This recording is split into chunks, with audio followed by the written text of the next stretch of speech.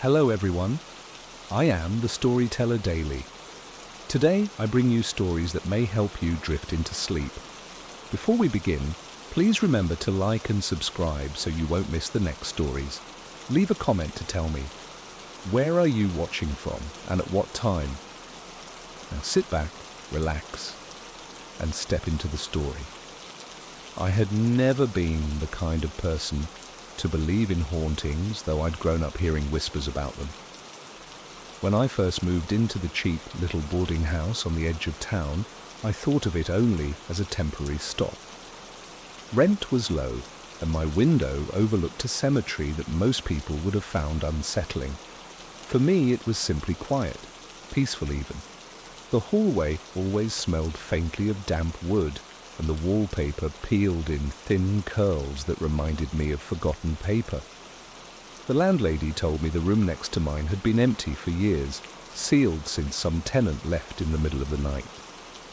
She said it casually, but her eyes lingered on me for a beat too long. The first night I tried to ignore the silence that pressed against my ears. It was almost too heavy, too absolute. Then, just as I began to drift into uneasy sleep, I heard it. 3 slow knocks on the wall, coming from the empty room beside mine. I froze, listening, my breath caught, unsure if I was awake or still halfway in a dream. The knocking came again, louder, closer. I sat up in bed, every nerve alive, listening to the emptiness on the other side of the wall.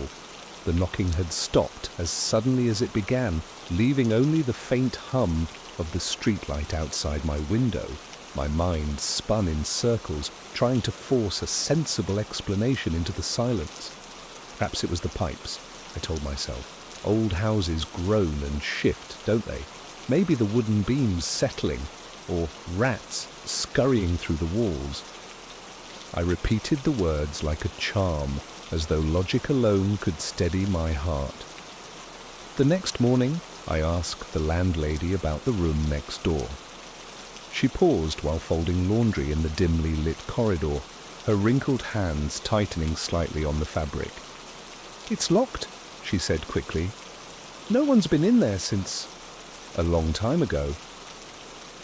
Her words trailed into the kind of hush that invites no further questions.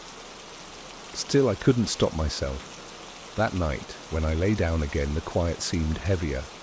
I strained to hear the usual sounds of life, a distant car, the wind brushing through the old cemetery trees, but the air was too still, too deliberate. And then, just as before, 3 knocks, measured, deliberate. I pressed my ear against the wall. My skin prickled at the coldness radiating through the plaster, as though the room beyond wasn't just empty, it was hollow.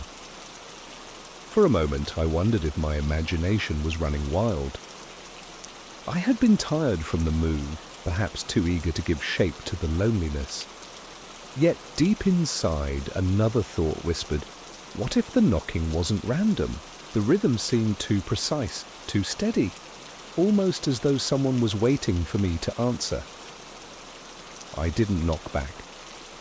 Not that night, but I couldn't shake the feeling that I was no longer alone in that hallway of peeling wallpaper and quiet doors. The third night was worse. I had convinced myself during the day that I'd imagined it. Stress, fatigue, maybe even the faint rumble of traffic from the distant motorway, all perfectly reasonable explanations. But as darkness settled, the boarding house became too quiet again, as if the world outside had stopped breathing. I lay still, staring at the cracked ceiling. The silence pressed harder this time, as though it was waiting. My chest felt tight, every breath loud in the stillness. I tried reading, then humming to myself, anything to break the tension, but the quiet only deepened. And then it began.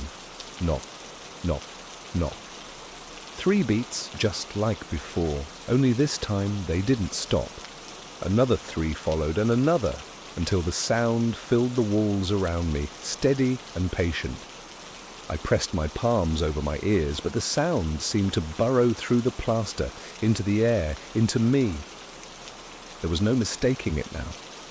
The knocking was real, deliberate, and impossibly close. I forced myself to stand. My legs trembled as I crossed the room, each step making the knocks louder. When I pressed my ear against the wall, the rhythm changed. The knocks turned to scratching, long, dragging scratches like fingernails against wood. The sound scraped slowly upward, climbing the wall beside me.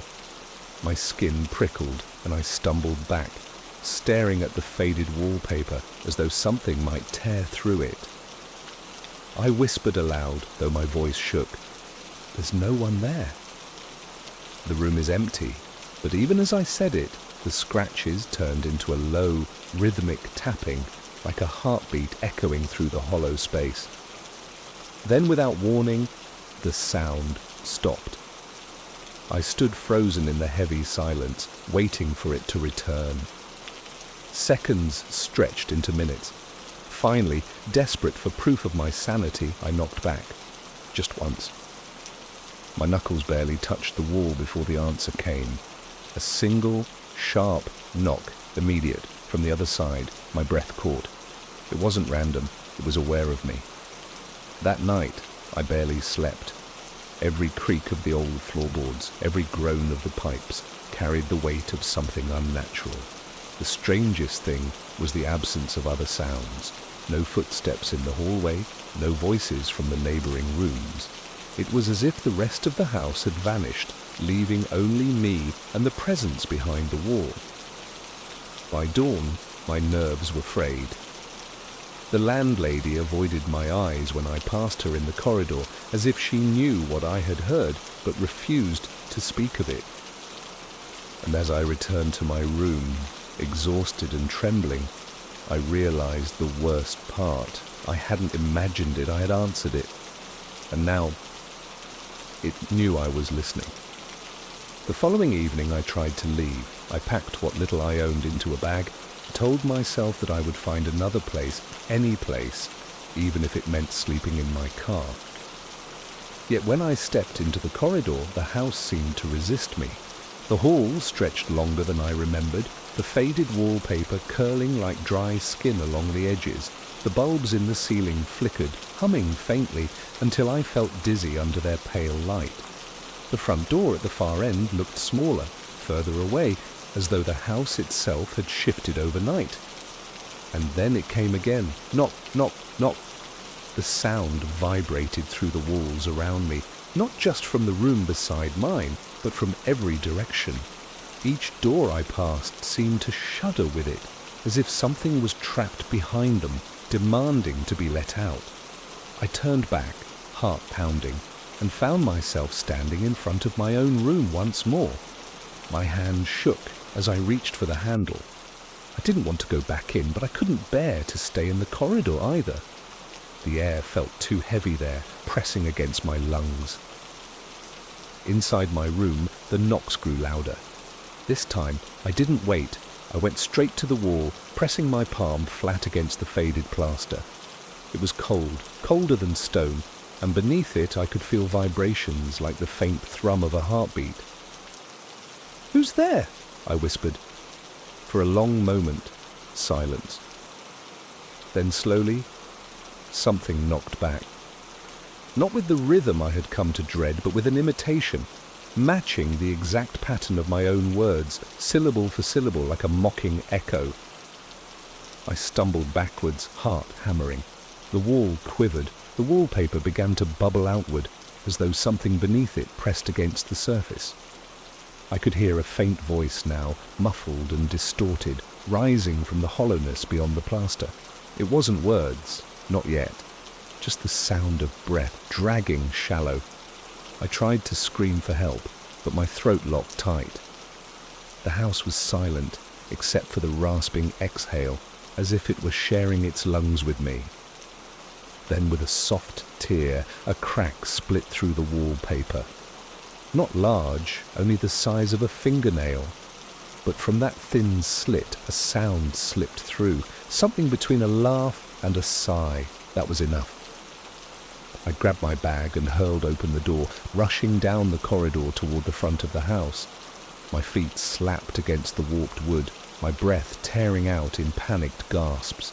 But every step seemed to echo wrong, as if I were running in circles.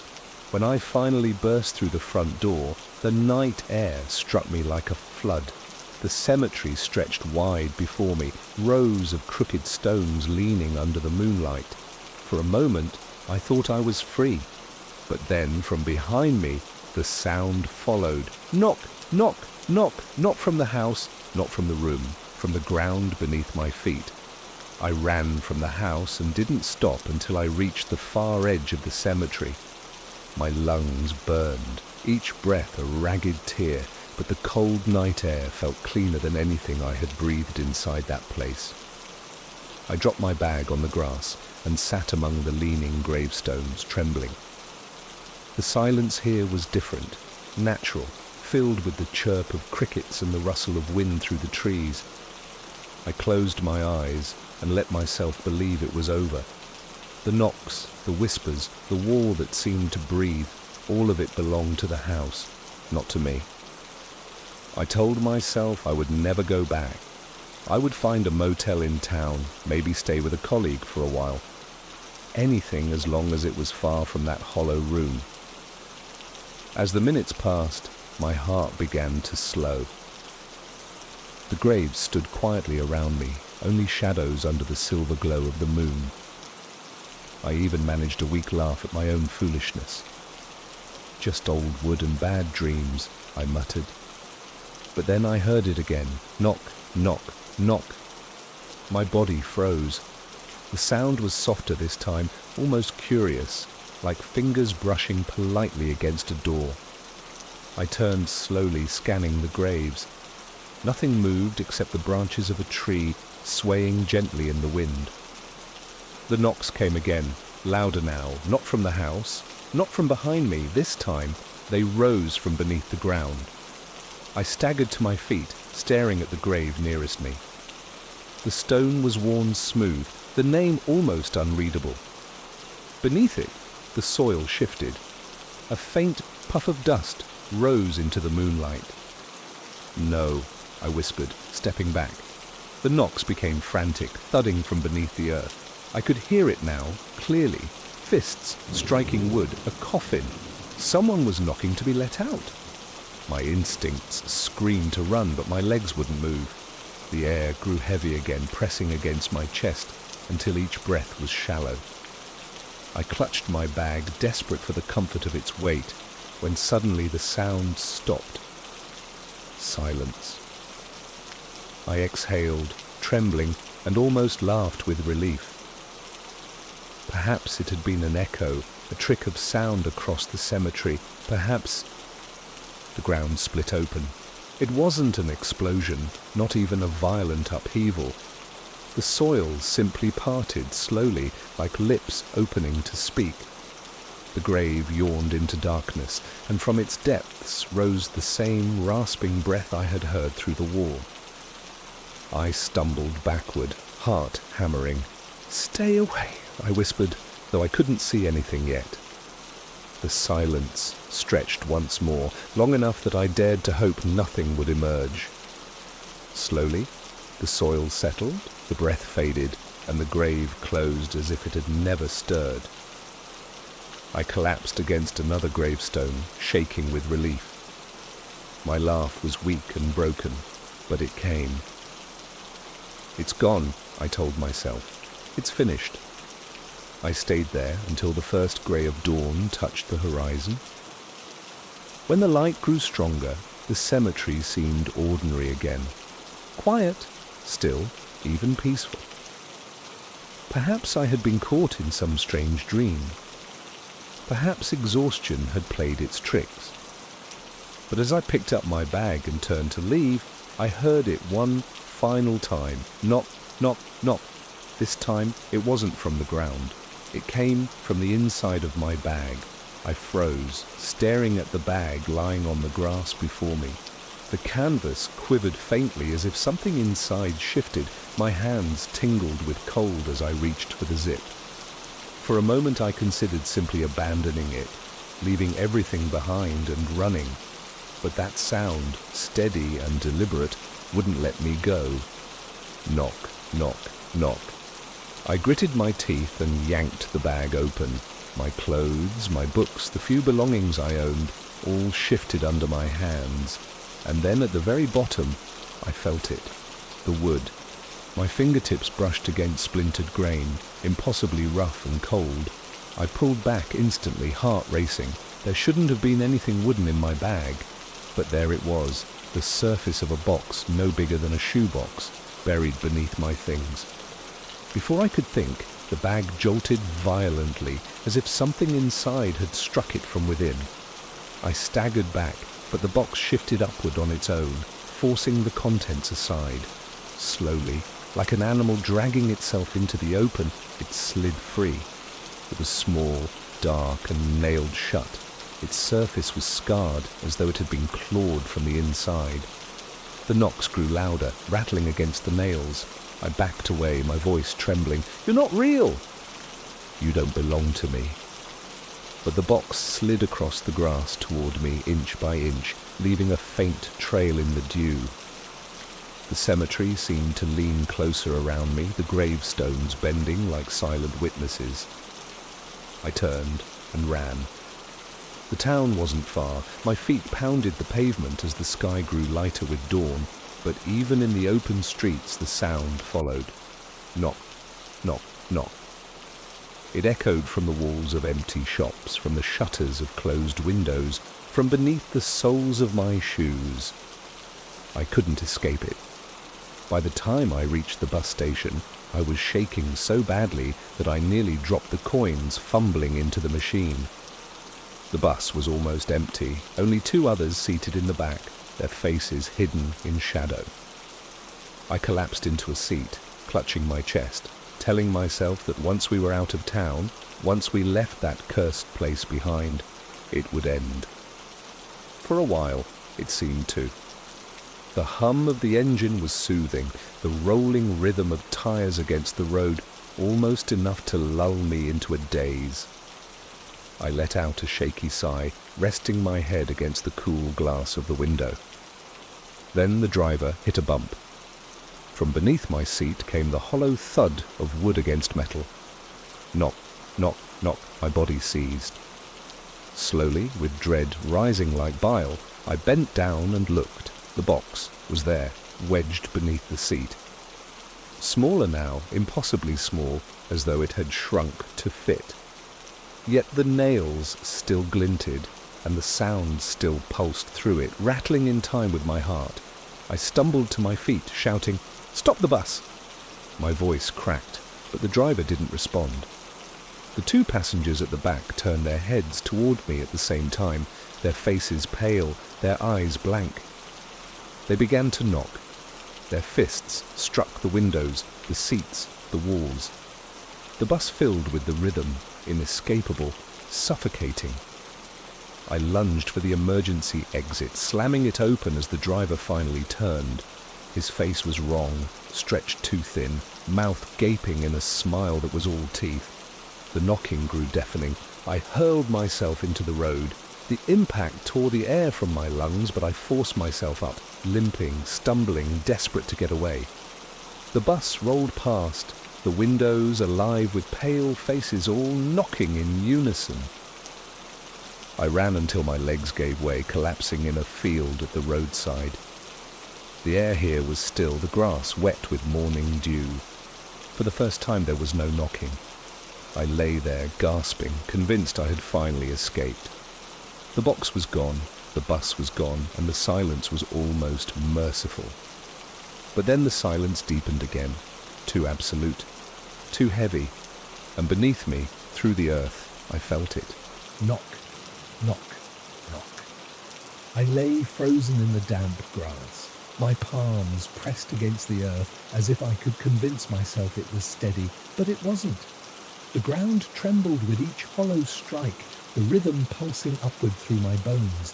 Knock, knock, knock. I staggered to my feet and stumbled across the field, my breath ragged. Every step felt wrong, as though the soil beneath me was hollow, nothing but a thin skin stretched over a cavern. Each knock followed wherever I went, rippling outward, chasing me. Desperate, I dropped to my knees and clawed at the earth. My fingers tore at the damp soil, half expecting to find wood beneath, but there was nothing. Only dirt, cold and wet, crumbling in my fists. Yet the knocking didn't stop. It grew louder, closer, as if the entire ground was one vast coffin, and I was trapped upon its lid. Then I heard it. My name, whispered from beneath. Soft, breathless, but unmistakable. I clamped my hands over my ears, screaming into the empty field. But the voice rose, repeating my name over and over, until it merged with the pounding knocks in one relentless rhythm. The last thing I remember is falling forward, my face pressed into the grass, the sound vibrating through my skull. The world dimmed, and the voice whispered again, closer than ever, as though it were no longer beneath me, but inside me. When I opened my eyes, I was back in my room. The wallpaper still peeling, the silence still suffocating. My bag sat neatly in the corner.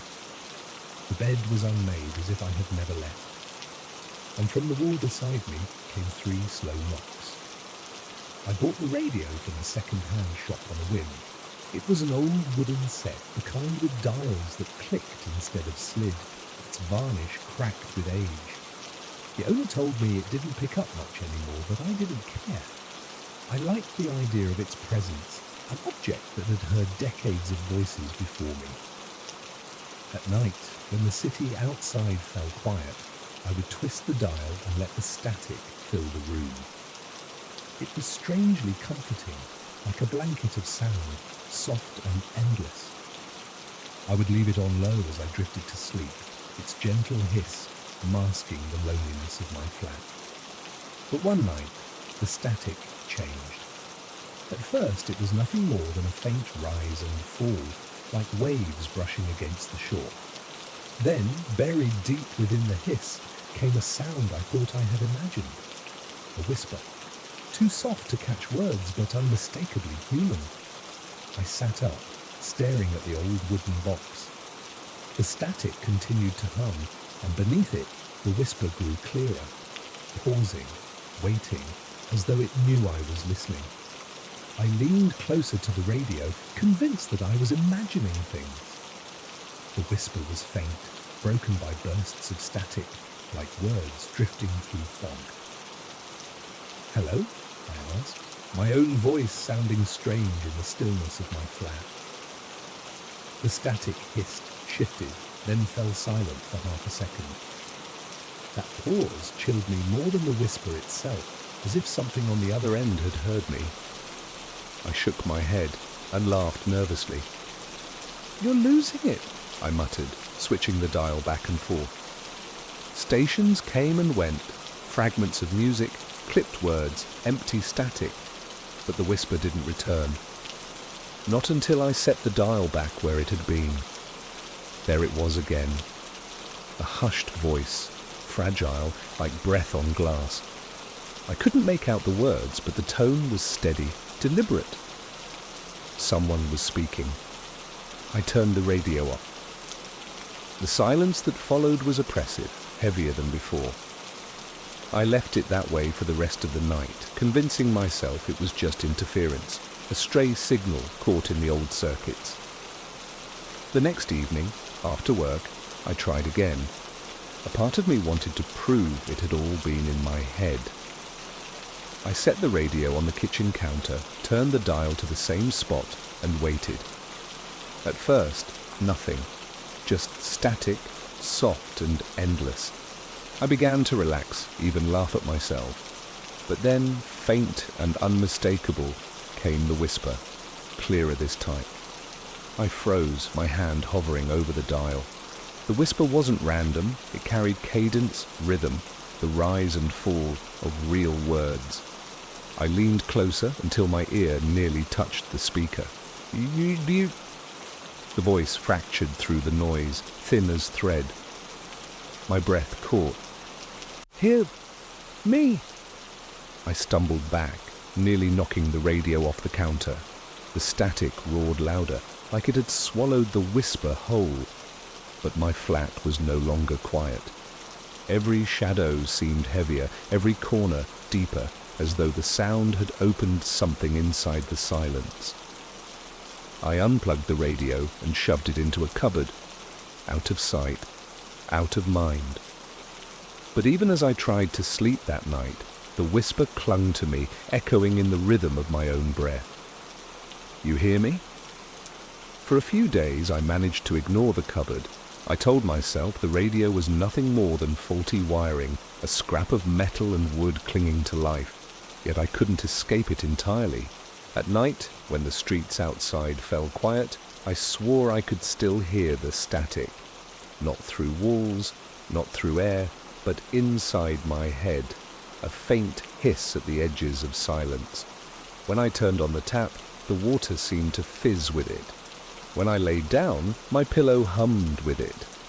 And in the middle of that hiss, sometimes, came the whisper.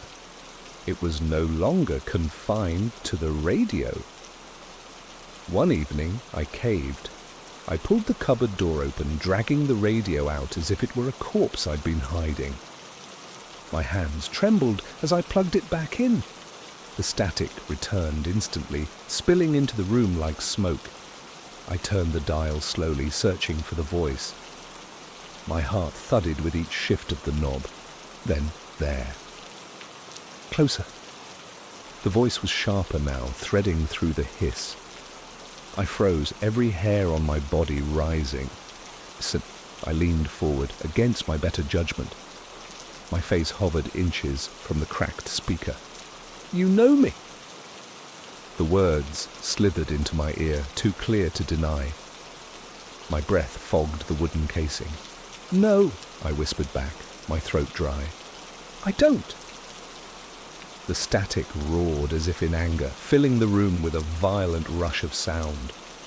I staggered back, clutching my ears, but the hiss didn't stay in the radio. It spread.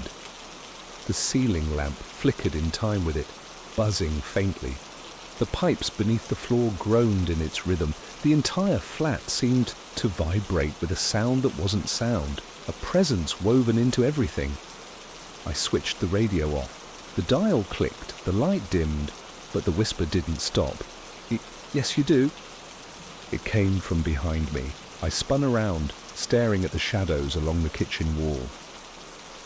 Nothing moved, yet the words clung to the silence, soft and cruel.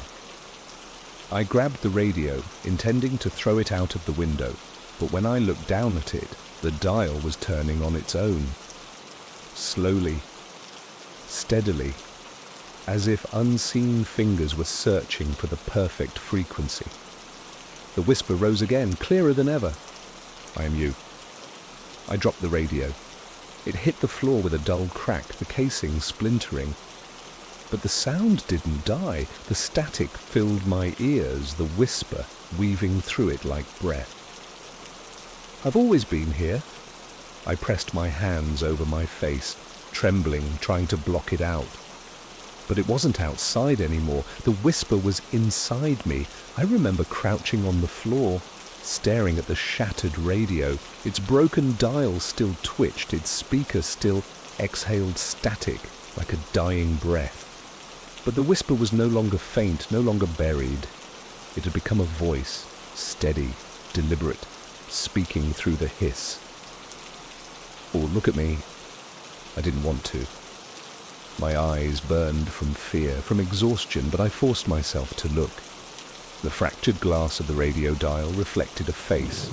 Not my face, not entirely. The features were mine, but blurred, distorted, like an echo painted onto the surface of water. The mouth moved in time with the whisper. And you hear me now. I staggered back until my shoulders hit the kitchen wall. My heart was pounding so hard, I thought my ribs might split. You're not real, I whispered, though my voice shook. You're just interference. The reflection's lips curled into a smile wider than mine could ever stretch. You interference? Number. You've kept me waiting. The room shifted with those words. The hum of the fridge deepened into static. The light above flickered and buzzed in broken rhythm. The floorboards beneath my feet groaned, releasing a faint hiss like radio snow. My flat was no longer a safe place. It had become a receiver. I ran to the window, yanking it open, desperate for air. The city outside was alive with its own noises, distant traffic, voices drifting up from the street, but even those began to warp. Every sound dissolved into the same hiss, until the world below was a single wave of static, broken only by whispers too soft to belong to anyone I could see. I slammed the window shut. My hands shook uncontrollably. "What do you want from me?" The voice came from behind me, no longer bound to the radio. "Is to remember." I spun around. The flat looked the same. Peeling paint, crooked shelves, cluttered counters. But the air was heavier, thicker, like invisible smoke pressing against my skin. The shadows seemed deeper, and in them I saw movement, slight and wavering, as if something leaned just out of sight. "You left me." The words sliced through me. My chest tightened, not from fear this time, but from something I couldn't name. A memory, half-formed, tugging at the edges of my mind, but when I tried to grasp it, the static surged, swallowing it whole. I lunged for the cupboard, dragging the broken radio back inside. I stuffed it beneath old boxes, burying it as deep as I could. But the moment the door shut, the voice whispered through the wood, You can't hide me." The cupboard door rattled, shaking violently as if fists pounded from the inside. The sound spread to the walls, the ceiling, the floor, knocks, taps, thuds, until the entire flat echoed like a hollow drum. I clamped my hands over my ears, but the voice found me anyway, curling into my thoughts. "I'm you, and you are me." The words settled inside my skull, not spoken but remembered. I collapsed to the floor, trembling, as the cupboard door creaked open on its own. The radio sat in the darkness, shattered, lifeless. Yet from its cracked speaker, the whisper slid free. "Hey, don't run, it's time to listen." And as I stared into the broken reflection of the dial, I saw the truth that froze my blood. The voice wasn't trying to reach me, it was trying to get out. I couldn't stay in the flat any longer. With trembling hands, I shoved the broken radio back into the cupboard, slammed the door shut, and fled. The hallway outside was blessedly ordinary, dim lights, creaking floorboards, the faint scent of someone cooking in another apartment. For the first time in days, I felt as though I'd stepped back into reality. I left the building and walked aimlessly through the city. The streets were alive with normal noise, conversations, car horns, the hiss of buses, the shuffle of shoes on concrete. All of it was chaotic, loud, grounding, no static, no whispers, just life. I found a small cafe still open and slipped inside, desperate for the comfort of human presence. The warmth of the room and the chatter of strangers soothed me. I ordered coffee I barely tasted, watching people laugh and move as though nothing in the world was wrong. For a while, I believed I had escaped. Hours passed, my nerves settled, my breath slowed. I even managed to convince myself that it had all been exhaustion, stress twisted into hallucination. Radios could pick up stray signals, couldn't they? Maybe it had been fragments of voices scrambled by the old circuits. By the time I returned home, the thought of the radio no longer filled me with dread. The cupboard door stood still, the flat calm and quiet.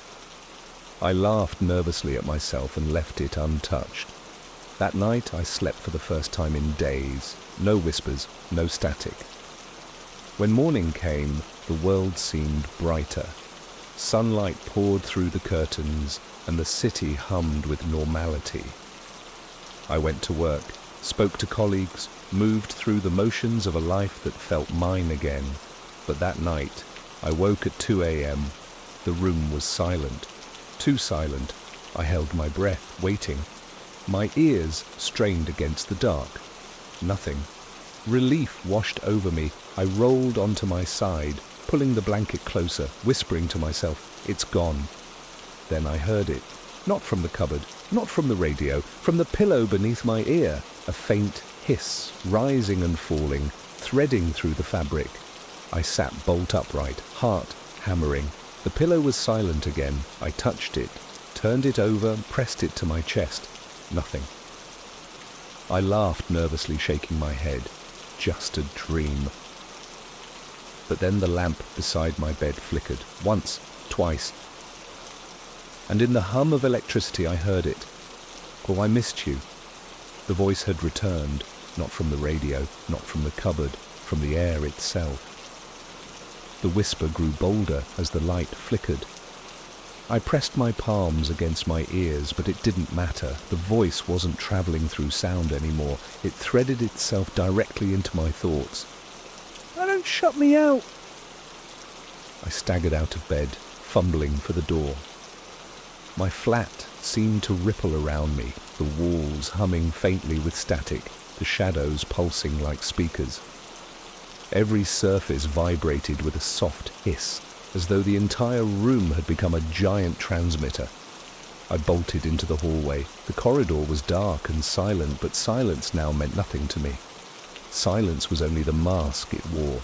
I ran down the stairs, every footstep echoing unnaturally until I burst onto the street. The city should have been safe.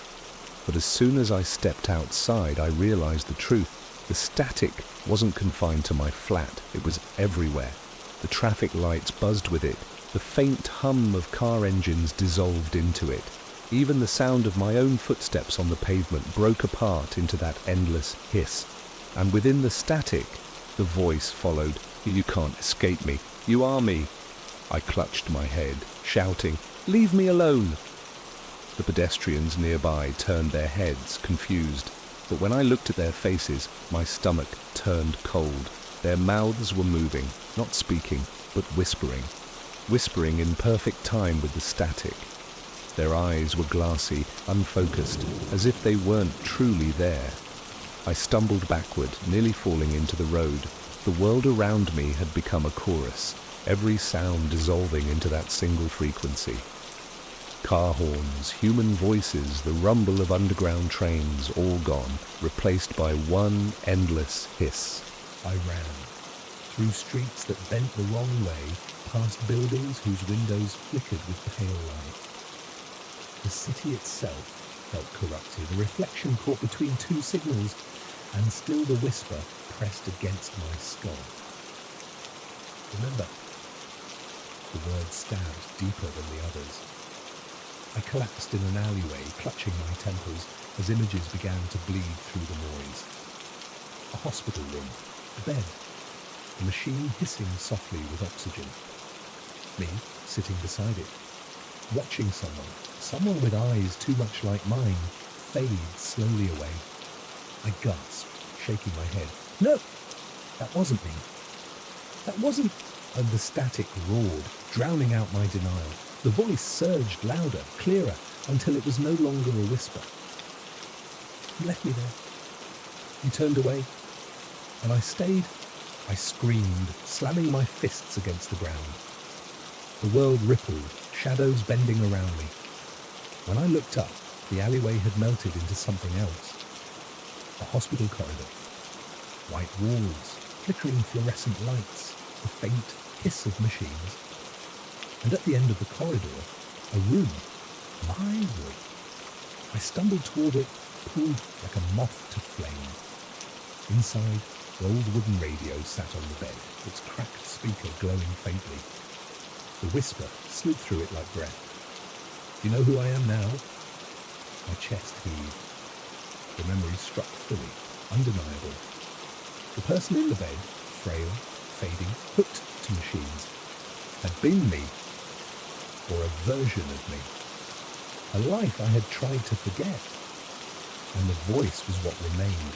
The static swelled, rattling the walls, shaking the floor. I grabbed the radio, lifting it high, ready to smash it once and for all. The voice screamed through the hiss. If you break me, you break yourself. My hands trembled.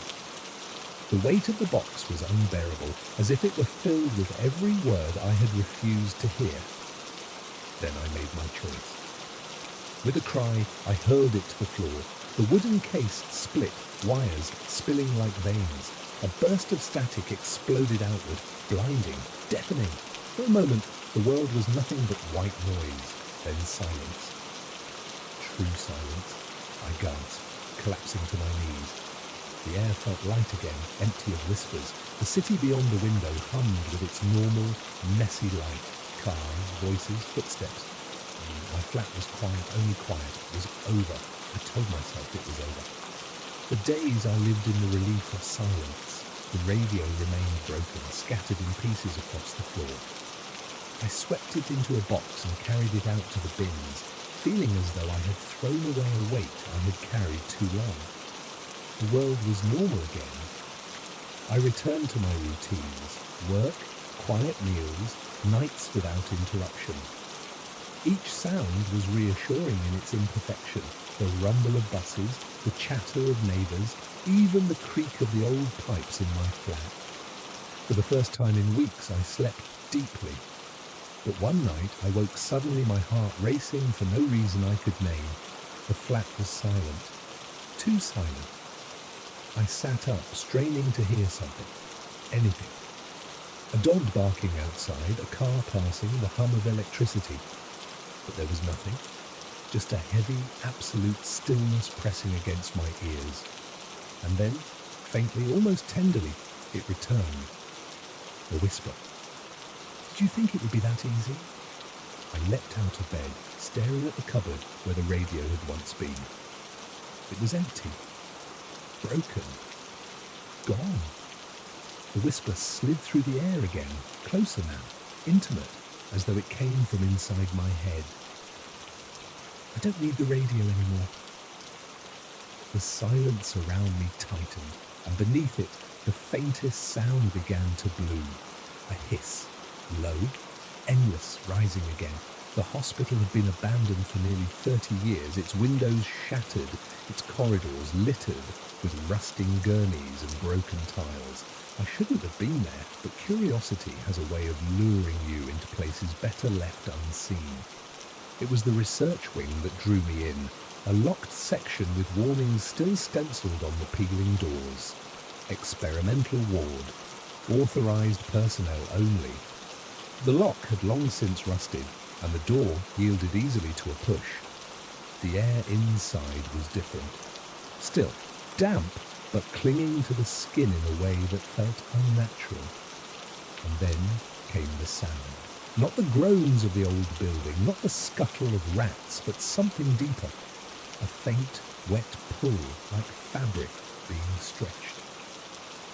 I followed it through the narrow hall until I reached a room where surgical tables stood beneath hanging lamps.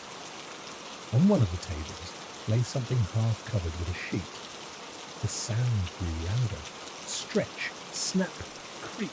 I pulled the sheet back. It wasn't a corpse. Not exactly.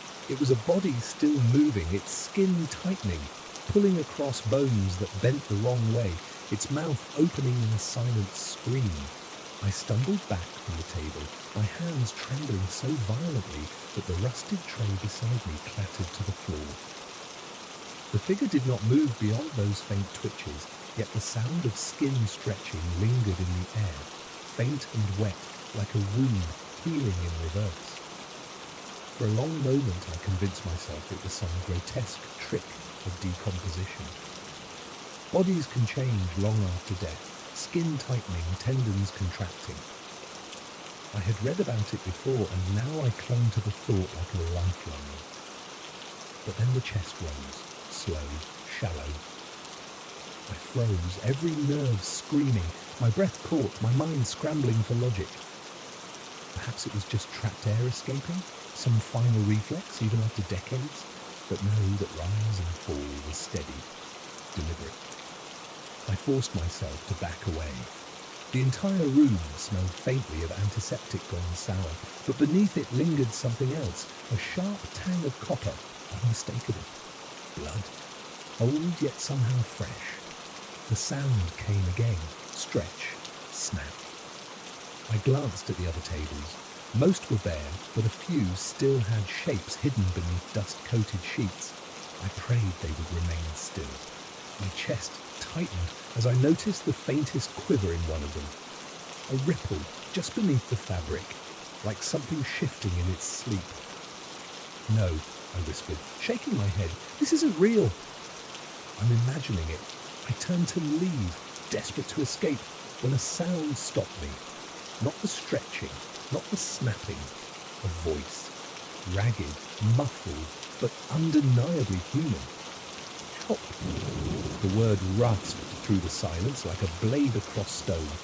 I spun back toward the table, heart hammering.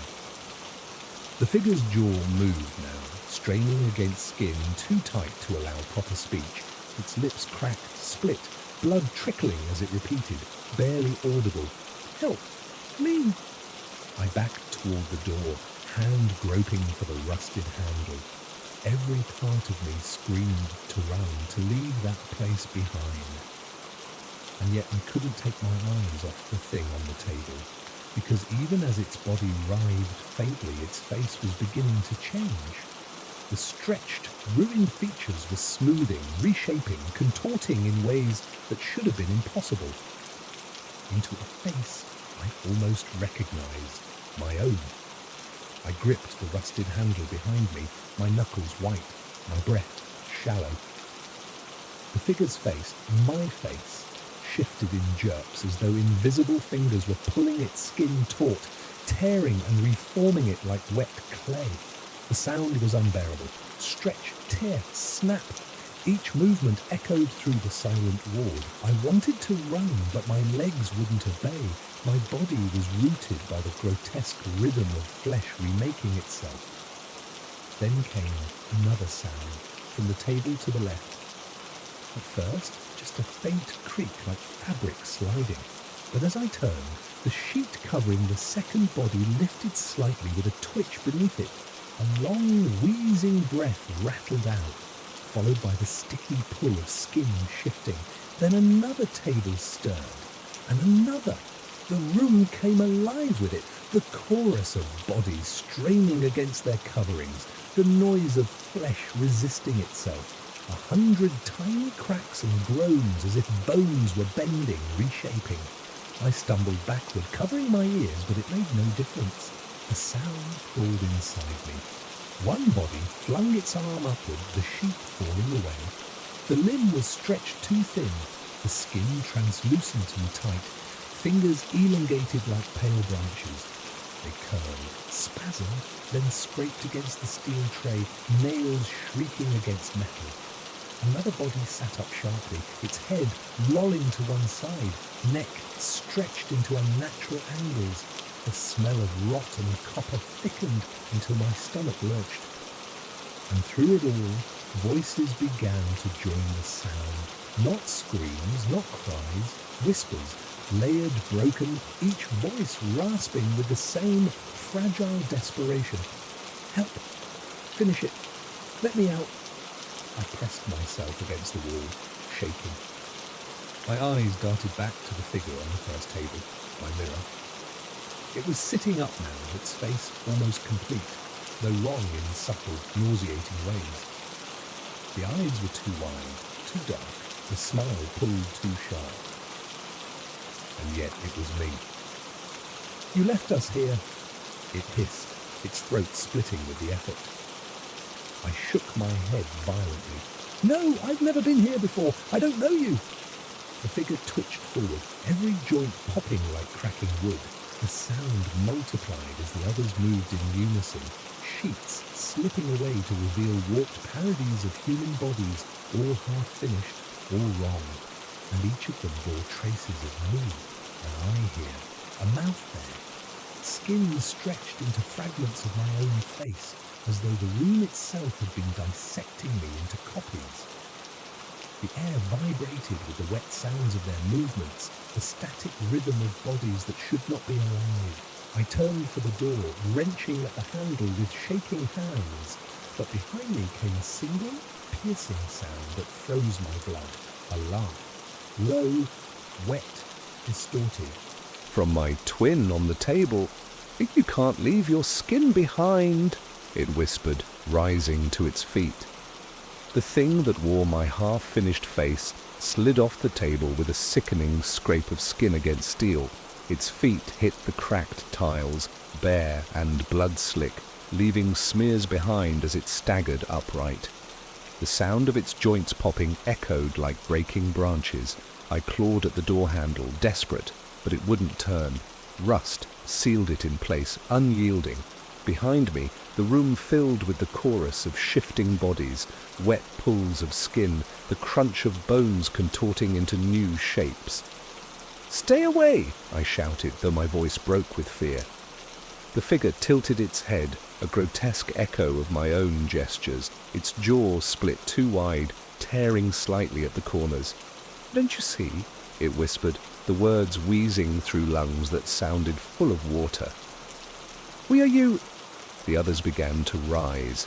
One dragged itself across the floor, its arms elongated, nails scraping sparks against the tiles. Another lurched sideways, its torso twisted so far around that its legs and head didn't seem to belong to the same body. Each of them strained forward, compelled by some instinct I couldn't understand, their faces flickering with half-formed versions of my own. The sound was unbearable, skin tearing, muscles stretching, bones snapping. My every attempt to block it out only made it louder, as though it was inside me too. In panic, I grabbed the nearest object I could find, a rusted IV pole leaning in the corner. My hands shook as I swung it wildly, smashing it against the floor to keep them at bay. The clang echoed through the ward, briefly overpowering the grotesque chorus. One of them flinched, head jerking at an unnatural angle, but the others only advanced. The first, my twin, stopped just a few feet away. Up close, I saw the horror in detail. The skin stretched too tightly over its skull, veins tracing black patterns beneath, lips quivering with every breath, and the eyes, my eyes, stared back at me, hollow yet unblinking. "You abandoned us," it said, voice cracking. "But we never abandoned you." Then it lunged. I swung the pole, the metal colliding with its shoulder. The impact should have broken bone, but instead the flesh folded, stretched, and then snapped back into place with a nauseating crack. It barely stumbled. I screamed, shoving it back with all my strength. It toppled into one of the other bodies, and together they collapsed in a tangle of limbs that writhed and snapped like a nest of snakes. I turned to the door again, slamming my shoulder into it. Rust flaked off, but it held fast. Behind me, the creatures untangled themselves, their movements synchronizing as though guided by one mind. The air filled with their grotesque symphony, stretch, snap, groan. And then, in unison, they spoke. "We want your skin." The words struck like a physical blow, my knees nearly giving out. The room vibrated with the collective whisper, and I realized then that this was no accident, no random experiment gone wrong. They were unfinished, and they saw me as the missing piece. I slammed the pole again and again into the door, until, at last, the frame splintered and the rust gave way. The door creaked open just enough for me to slip through. But as I staggered into the corridor, gasping for breath, I heard it. The sound of bare feet slapping wetly against the tiles. They were following. The corridor swallowed me in its shadows as I stumbled forward, my breaths shallow and ragged. Every flickering ceiling light seemed to mock me, buzzing faintly, illuminating only patches of cracked tiles and peeling paint, before plunging me into darkness again. Behind me, the sounds of pursuit echoed, wet footsteps slapping the floor, the stretch and snap of bodies not built to move as they did. I ran, not caring where the hall led, only desperate to put distance between myself and those things. At last, I burst through a door into a stairwell. The air here was different, still stale, but lacking the thick, copper tang of blood that had clung to the ward. Relief washed over me. I slammed the door shut and jammed the broken IV pole through the handle. For the first time since entering that cursed wing, silence pressed in. I leaned against the cold concrete wall, chest heaving. Maybe they wouldn't follow. Maybe they couldn't. I forced myself down the stairs, my footsteps hollow in the cavernous stairwell. Each landing took me closer to the ground floor, closer to escape. I whispered to myself, almost there. Just a little more, then I'll be free. At the bottom, the exit door loomed, rusted but intact. My hands trembled as I pushed against it, praying it would yield. It did. With a groan, the door swung open, spilling me into the night. Cool air hit my face, clean and sharp. The stars hung distant above the black skeleton of the hospital, and the world outside felt alive again. Crickets chirping, leaves rustling, the distant hum of the city. I collapsed onto the grass, laughing weakly, tears blurring my vision. I had made it. For a long time, I simply lay there, staring at the sky, letting the silence fill me. Slowly the terror ebbed, my heart steadied. I even began to think I could walk away, forget this nightmare, pretend it had never happened. But as I sat up, something caught my eye. The skin on my left arm was red, stretched tighter than it should have been.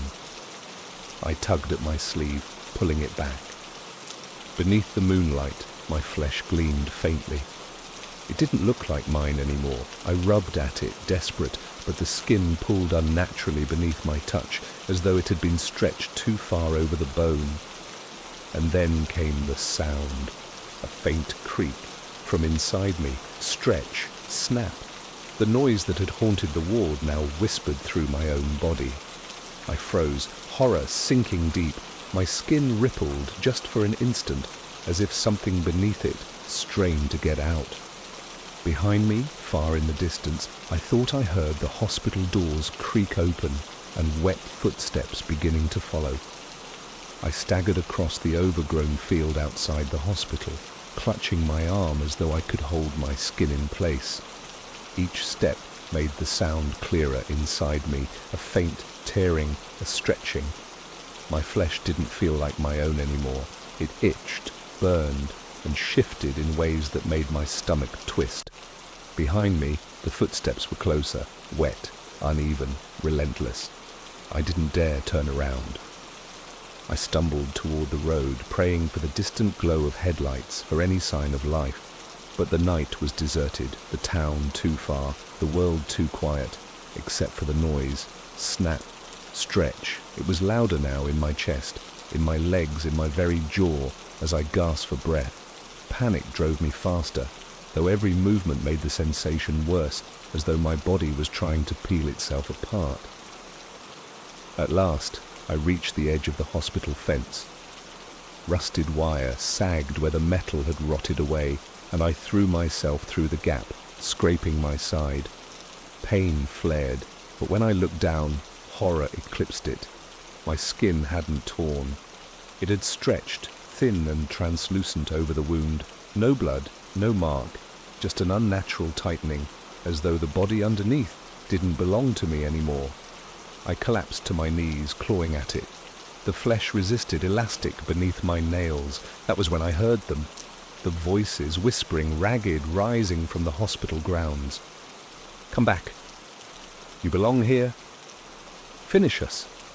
I turned, trembling, and saw them spilling into the field.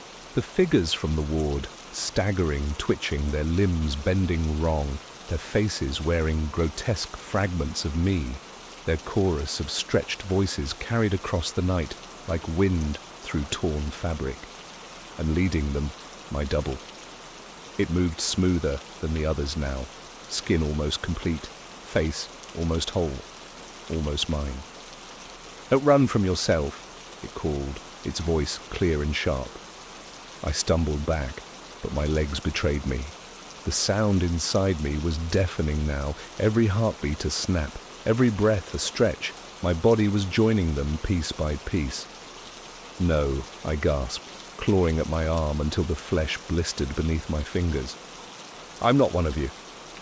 The double's smile stretched wider, splitting at the corners. You already are." The figures closed in, their bodies creaking, their footsteps wet on the grass. I looked down at my hands one last time. The skin was pulling tighter, bones beneath shifting. My fingers had grown too long, nails dark and sharp. I screamed a raw, tearing sound and ran toward the road. The figures followed, their voices rising into a grotesque chant, echoing through the night.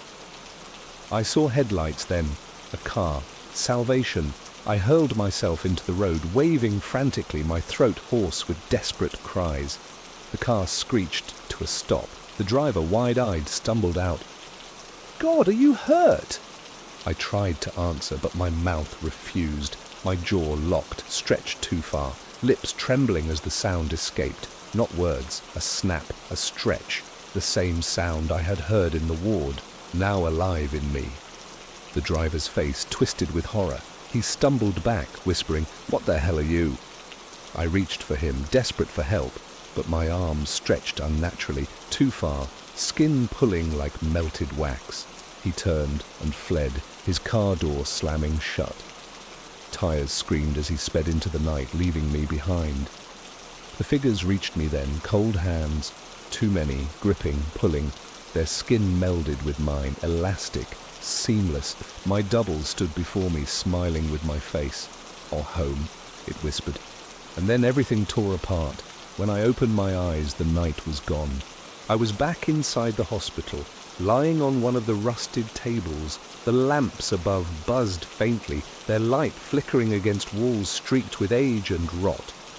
Around me stood the others, the unfinished things, their faces half-formed, their limbs grotesquely stretched. But they weren't reaching for me anymore. They were watching, waiting. I tried to sit up, but my body didn't respond the way it should. My skin clung too tightly, pulling with every movement. My arms shook as I lifted them, and when I saw them in the pale light, I froze. They were smooth, seamless, complete, not stretched, not torn, perfect. The creatures leaned closer, their broken faces trembling with hunger and awe. My double stood among them, smiling with my smile. "Finished," it whispered. The word echoed through the ward, carried on every voice, every mouth.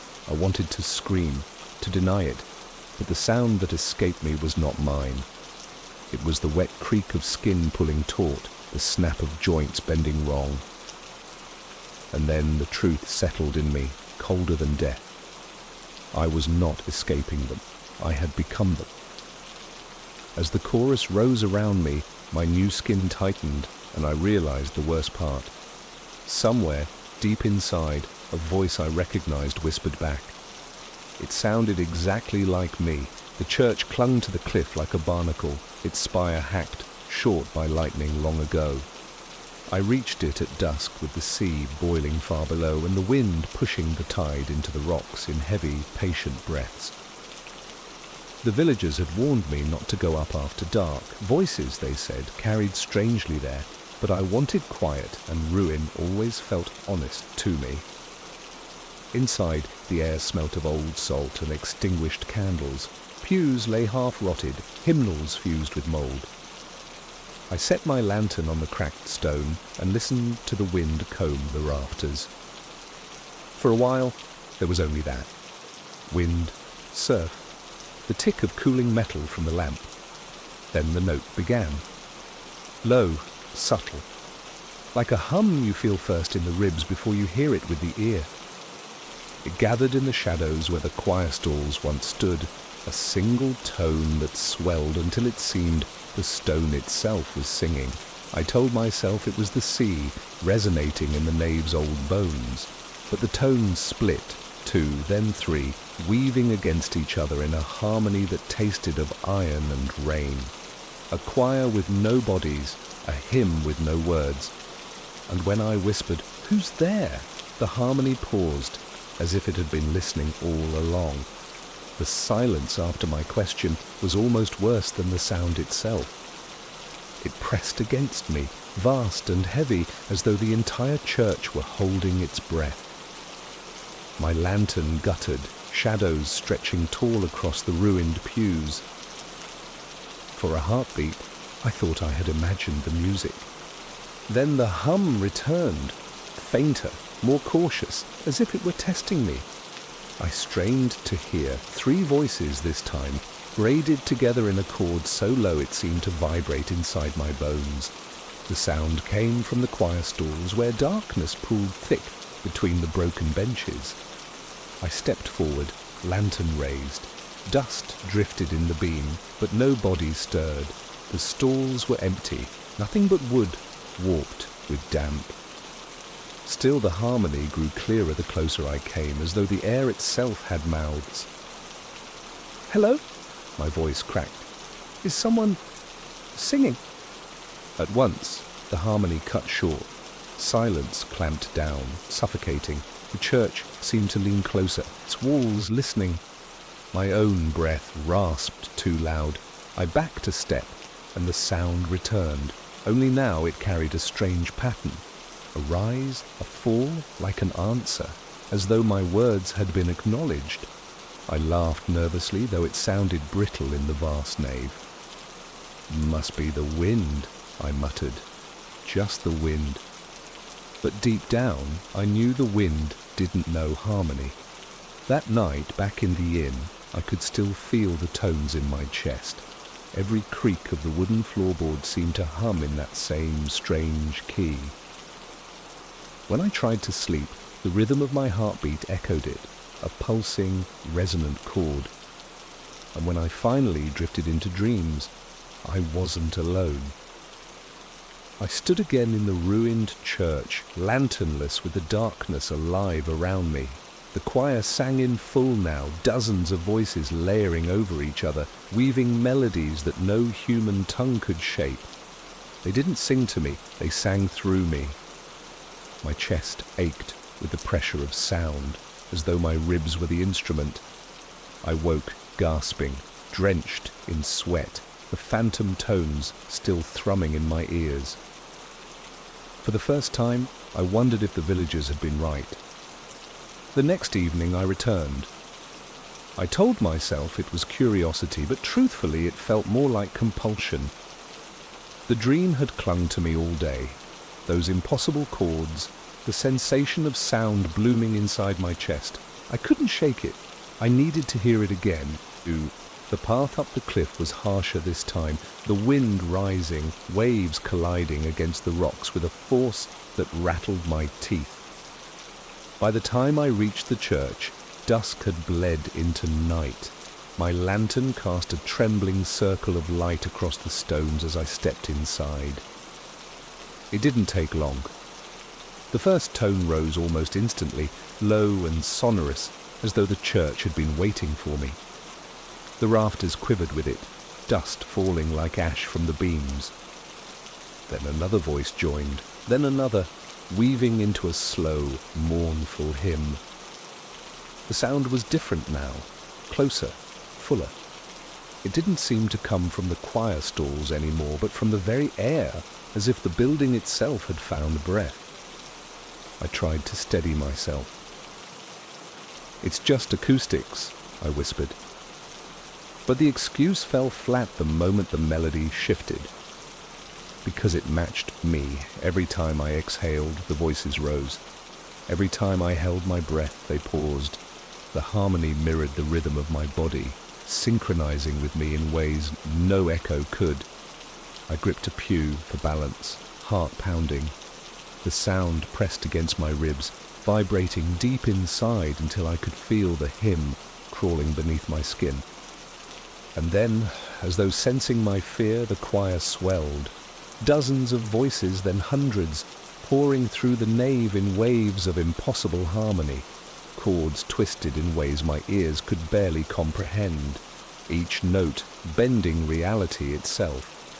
My lantern flickered, its flame pulling sideways, as if drawn by the resonance. I dropped it. glass shattered across the stone, but I barely noticed. The darkness surged forward, yet the choir lit the space with sound alone. The tones painted shapes across the air, shadows that shifted in time with the music, outlines of bodies that weren't there. Figures. They stood where the choir stalls once were. Not flesh, not light, but silhouettes sculpted by sound, their mouths opening and closing in time with the hymn. I stumbled back, but their song followed. Louder now, impossible to escape. I clamped my hands over my ears, but the voices were inside me, resonating in my skull. The figures leaned forward, mouths widening. Their notes split into thousands, fracturing into whispers that threaded directly into my mind. "Sing with us." The words weren't spoken, but carved into me by vibration. My jaw trembled, my throat tightening against my will. "Sing with us." The sound forced its way into my chest, rising against my heartbeat. My lips parted without thought, and a noise escaped, low, broken, but in perfect harmony with them. I fell to my knees, horror mixing with awe as my voice joined theirs. The ruined church trembled with the force of our shared hymn, stones groaning, rafters creaking, and in that moment I realized the terrible truth. The black choir didn't need worshippers, they needed instruments. The hymn swallowed me whole. My voice, no longer mine, vibrated with their impossible harmony, pulled along by a current I couldn't resist. I clutched at my throat, trying to silence myself, but the sound surged from deep within, a resonance that didn't need breath. The figures of sound swayed in the choir stalls, their mouths stretching wider with each note. The shadows they cast stretched long across the ruined nave, reaching toward me like fingers. The floor beneath my knees trembled with the hymn, dust rising in ripples.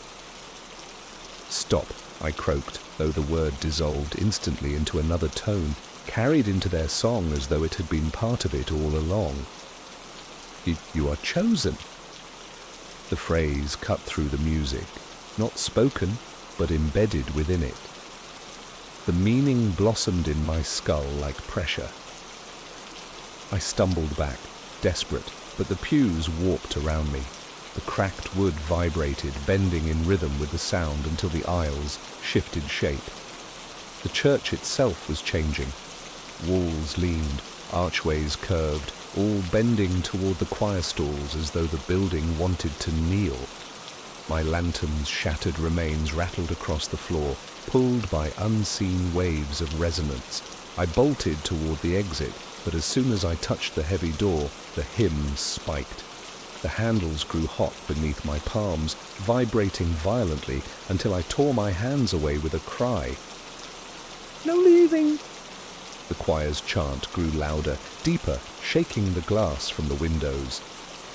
Shards fell in shimmering cascades, yet the hymn carried on without pause, a symphony of alien patience. I clamped my hands over my ears and screamed. For a moment, my own raw cry broke through. The music faltered, only slightly, but enough. The figures shimmered, their outlines bending. Seizing the chance, I ran, not to the door, but toward the side aisle.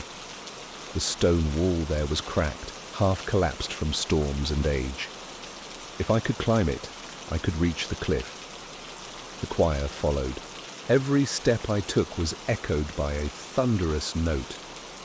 The figures rose from the stalls, no longer shadows, but shapes made of vibrating air, their mouths opening into gaping voids. Their harmony became a storm, pressing against me from all sides, each note heavy as lead. I reached the broken wall and clawed at the stone, pulling myself upward as the hymn built to a roar. My teeth rattled, my bones ached with the pressure. The moment I threw my leg over, I looked back. Just once. The choir had gathered in the center of the nave now, dozens of them, their forms shimmering with impossible light.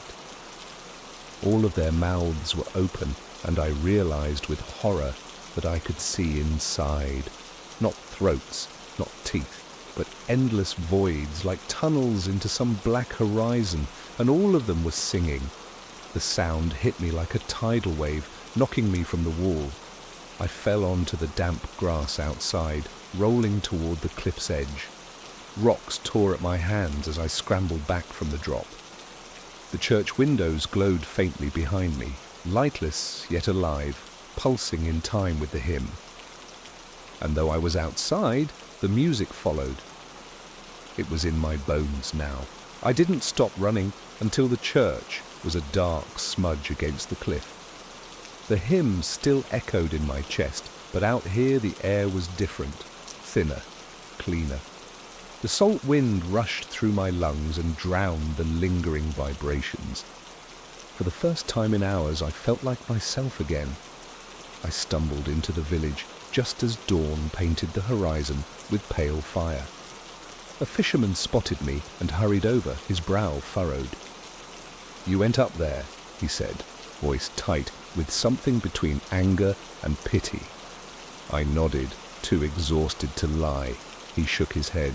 "You shouldn't have. The choir takes those who listen too long. Best you leave this place before nightfall. I promised I would, and I meant it." My body ached, my throat raw, but the thought of the open road felt like salvation. I slept most of the day in the inn, the silence blissful, broken only by the chatter of voices and the clatter of dishes. No hum, no resonance. When I woke, the sun was high. I packed quickly, eager to escape, and set off down the winding road toward the next town. Each step away from the cliff felt like a weight lifting. By dusk, I was miles from the sea, the church a fading memory. I allowed myself to breathe, to believe. The road dipped into a valley where the wind was calm, the fields quiet except for insects buzzing in the grass. I paused there, leaning against a milestone, letting the peace soak in. The silence was warm, familiar. And then I realized it wasn't silence, it was harmony. Faint, so faint I might have mistaken it for the sigh of wind through reeds. But the pattern was too deliberate. Low tones weaving together, subtle but unmistakable. I pressed my hands to my ears, shaking my head. "No, I left you behind. You're not here." But the sound was inside me, not heard, but remembered. My ribs shivered with it, each breath vibrating in the same alien key. I staggered into the fields, desperate to outrun it, but every rustle of grass carried the resonance. Even the insects' wings beat in time with the faint, endless hymn. At last, the sound faded again. The valley returned to ordinary noise, birds calling, crickets chirping, leaves stirring in the breeze. I collapsed, gasping, almost laughing with relief. Perhaps it had been a trick of exhaustion, a memory that clung too tightly. But as I lay there, my lips tingled. My throat felt raw again, the way it had in the church. And without meaning to, I realized I was humming. A note, low and steady, perfectly in tune. The hum slipped from my throat without thought. The moment I noticed, I snapped my mouth shut, horrified, but the damage was already done. The valley held its breath. The crickets silenced. Even the wind seemed to stop. Then the answer came. A chord swelled from nowhere, so vast it shook the ground beneath me. It wasn't loud, it was immense, as though the world itself had joined in. The grass bent in waves, the stones underfoot vibrated. The valley became an instrument, and I was its center. "No!" I gasped, pressing my hands against my chest. But the sound inside me only grew. My ribs rattled, my lungs burned with pressure. The hymn rose from my bones, my skin, my very blood. The sky deepened, clouds folding into unnatural shapes. A black seam tore across the horizon, not light, not shadow, but something in between. From that seam the choir poured forth. Figures of resonance, outlines made of sound, stepped into the world. Their mouths gaped open, voids that devoured the sky. Each note they sang warped the valley, bending the trees, tearing the ground into fractures. I ran, but my steps fell in rhythm with theirs. No matter how fast I moved, I couldn't break free of the harmony. It chained me to them, note by note. The road ahead twisted, curling back on itself. I ran past the same stone marker 3 times, each time the number carved into it deeper, as if reality was collapsing under the weight of the song. "Stop!" I screamed, but my voice only joined the hymn. Louder now, stronger until it drowned even my own thoughts. The figures closed in, their outlines trembling with impossible chords. The leader stepped forward, the one whose shape most resembled a man, though its face was only absence, its mouth an infinite tunnel of sound.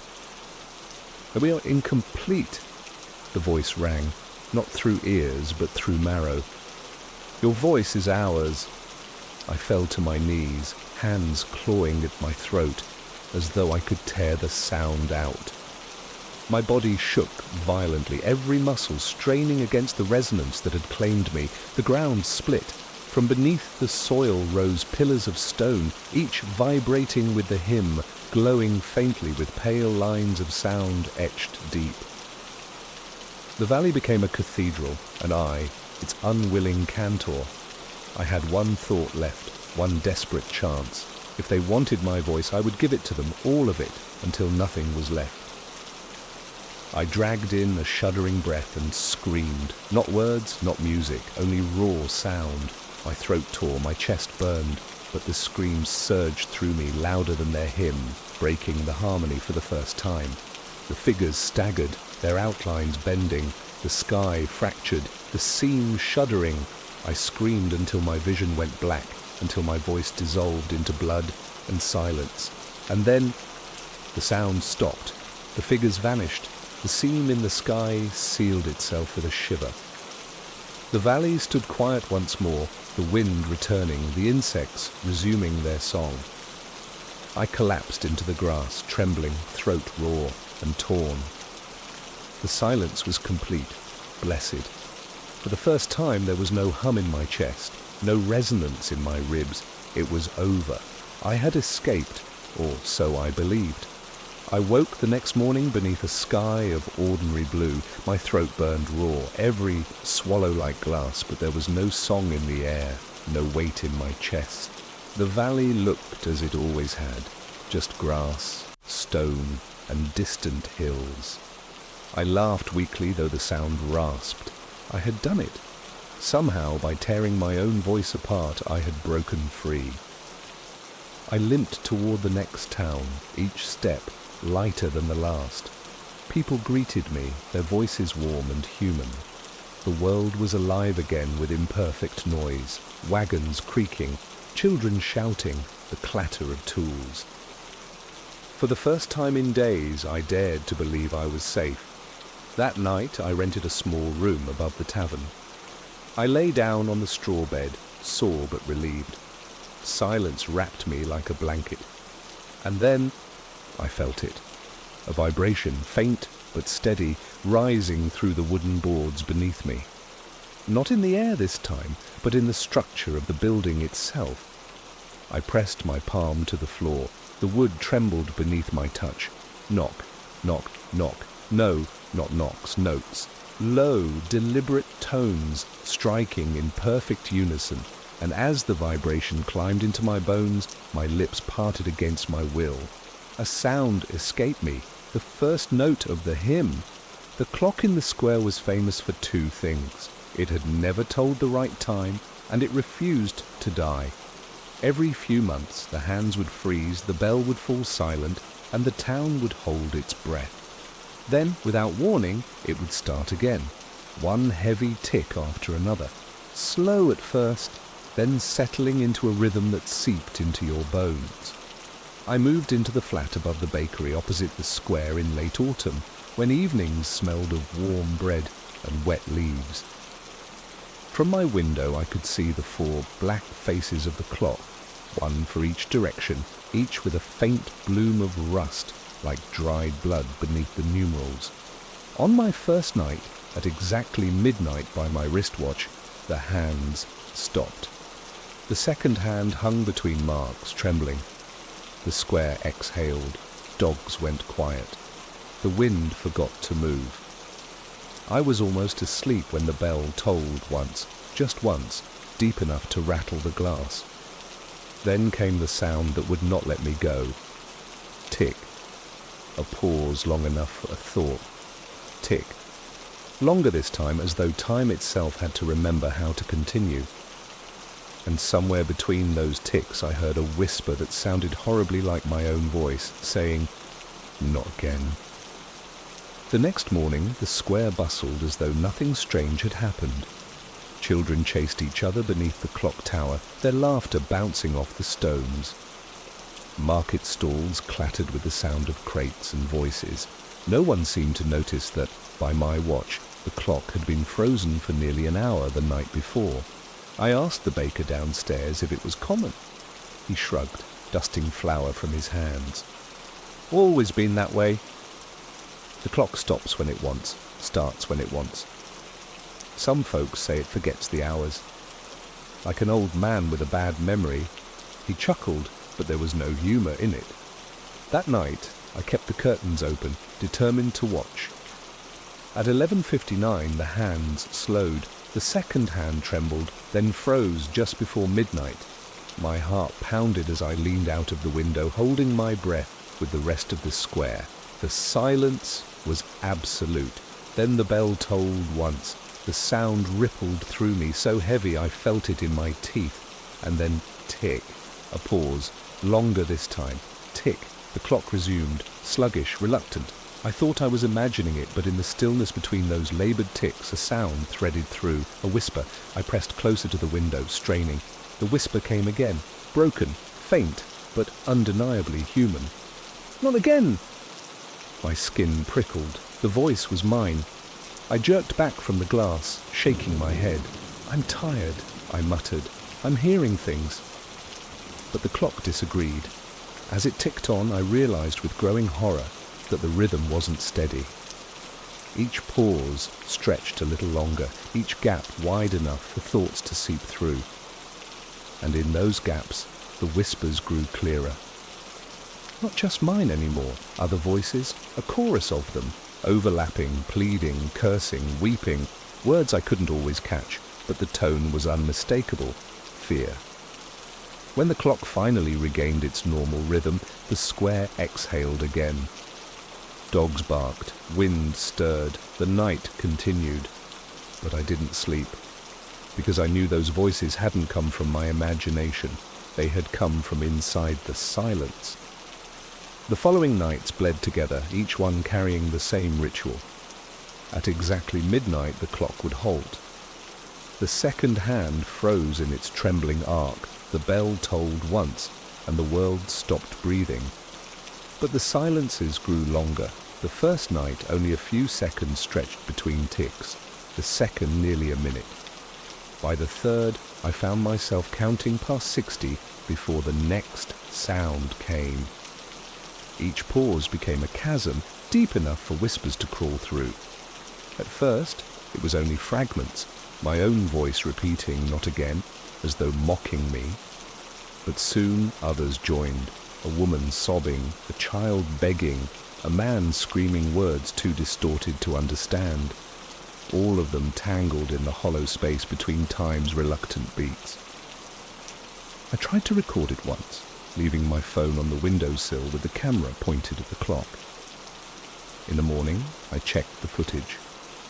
The screen showed the hands, stopping at midnight. The bell tolled once. Then, nothing.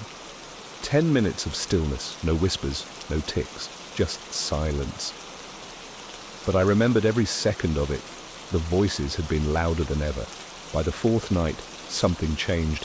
I had fallen asleep at my desk, the candle burning low. At midnight, the silence yanked me awake, heavier than a dream. The pause between ticks stretched so wide that the world itself seemed to sag. My eyes drifted to the window, and I saw them.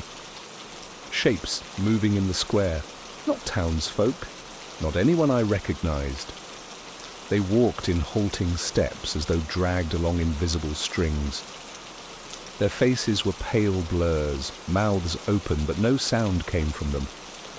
They gathered beneath the tower, raising their heads toward the frozen clock. Then the whisper came, not from outside, but from behind me. "Turn around." I spun, heart racing. My flat was empty. Shadows bent along the walls, stretched too long, but nothing stirred. I pressed against the door, desperate to flee, when the clock finally ticked again. The figures in the square vanished, the whispers cut off, the air exhaled, and the world resumed. I didn't sleep the rest of the night. Every creak of the floorboards carried that same heavy rhythm, as though the clock had infected my own house. By dawn, I realized the truth I had been avoiding. The clock wasn't broken. It wasn't forgetting time. It was remembering something else. And whatever lived in the silence between ticks wanted me to remember it too. By the fifth night, I was no longer a spectator. The hands froze at midnight as always. The bell tolled once, and the world hushed into that unbearable stillness. But this time, when the silence stretched, I didn't just hear the whispers. I answered them. It wasn't deliberate. The words tore out of me, soft and broken, as though they had been waiting in my throat all along. "I don't want to go back." The pause after was endless. The voices quieted, as though listening. Then, from the hollow space between ticks, one voice rose above the rest. "You already have." My skin prickled cold. I spun toward the window, heart pounding, and saw the square again, filled with those blurred figures. Dozens of them, all staring up at the frozen clock. Their mouths opened in unison, though no sound emerged, until I pressed my hand to the glass. Then they screamed. The sound didn't reach my ears, it reached inside me, vibrating through marrow-shredding thought. I staggered back, clutching my skull, but the figures only grew clearer. Their faces resolved in sickening flickers like memories stuttering into shape, and I recognized them. The woman who sobbed, the child who begged, the man who screamed. They weren't strangers, they were echoes, versions of me. Each blurred face wore fragments of mine, my eyes, my mouth, my jaw, twisted in horror. "No!" I gasped, stumbling. "No, that isn't me!" "Oh, it was," the voices chorused. "And it will be again." The clock's second hand twitched, desperate to move. I prayed for the tick, for the silence to end, but it hung frozen. The figures began to climb, their hands pressed against the tower's stone, dragging themselves upward, their mouths wide. With each movement, the whispers grew sharper. "Join us! Remember, you died here." I bolted for the door, tearing it open into the stairwell, but the silence followed me, thick and suffocating.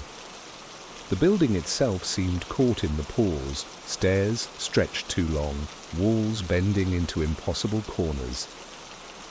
No matter how far I ran, I remained in the same narrow corridor, the same flickering light bulb overhead. The clock wasn't outside anymore. It was inside the house.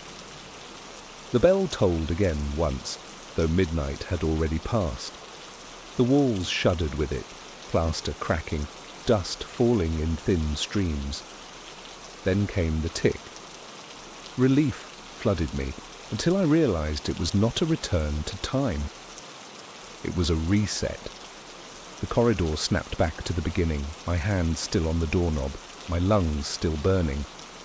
Everything had rewound, seamless except for one thing. The voices inside me were louder now, and when I looked at my reflection in the window, I saw my mouth moving, whispering along with them. When the corridor snapped back, I thought I would lose my mind. My hand was on the same doorknob, my chest burning with the same breath, the bulb overhead buzzing in its endless loop. For a moment I stood frozen, terrified that if I moved, Time itself would catch me in its jaws, but then noise. The hum of the refrigerator downstairs, the bark of a dog outside, the sound of someone's radio drifting faintly through the walls. Normal life. Ordinary sounds. The world had resumed. I stumbled back into my flat, slamming the door behind me. My heart thundered, my throat raw, but the silence was gone. The clock in the square ticked steadily again, as if nothing had happened. Through the window I saw the tower standing calm and solid, the hands gliding onward as though they had never faltered. Relief hit me like water. I collapsed into the chair by my desk and buried my face in my hands. "It's over," I whispered. "It's done." For days afterward, nothing happened. Midnight came and went without incident. The clock ticked like any other, stubborn but unremarkable. I even asked the baker again if he'd noticed any pauses, but he shook his head. "It's been fine," he said. "Better than usual?" I almost believed it. The voices in my dreams faded, replaced by the dull fatigue of restless nights. I walked the streets, bought bread, lived as though I had escaped something nameless and vast. But deep down, I knew. You don't unhear something like that. Still, the longer the days stretched without incident, the more I convinced myself that maybe I had slipped free. Maybe I had been caught in a strange dream, a fever of the mind, nothing more. On the 7th night, I poured myself wine and sat by the window, daring the clock to stop again. Midnight passed, the hands kept moving. The bell tolled 12 times, steady and clear. I laughed, relief bursting out of me. I even toasted the tower with my glass. "You won't have me," I said, half drunk, half mocking. "Not tonight." I left the curtains open as I fell into bed, content. And sometime deep in the night, I woke to silence, the kind of silence that isn't empty but waiting. I sat up, every muscle locked. The square outside was frozen, no wind stirred. The clock's hands hovered trembling, seconds before midnight, though my watch on the bedside table showed 3 in the morning. The bell tolled once, and from inside my flat tick, a sound that did not come from the tower at all. The tick echoed through the flat, deeper than any sound should have been. It rattled the glass in the windows, trembled through the floorboards, and reverberated inside my chest. My watch said 3 in the morning, but the frozen hands of the tower outside told a different truth. Midnight held like a wound that refused to close. I forced myself out of bed, moving slowly as though sudden motion might trigger something worse. Every part of the flat seemed warped, the shadows too sharp, the air too heavy. I whispered, "It's not real."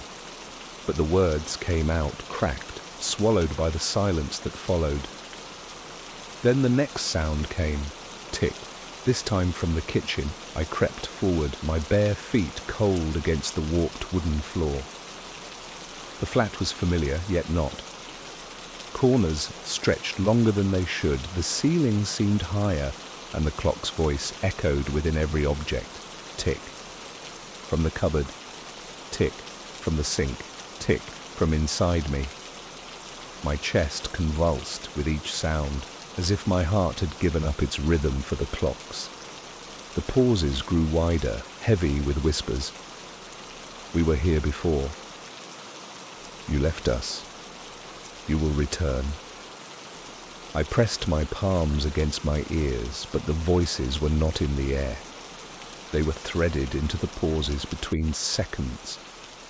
Desperate, I stumbled to the door, wrenching it open. The stairwell beyond stretched into impossible distances, each step leading only to another identical landing.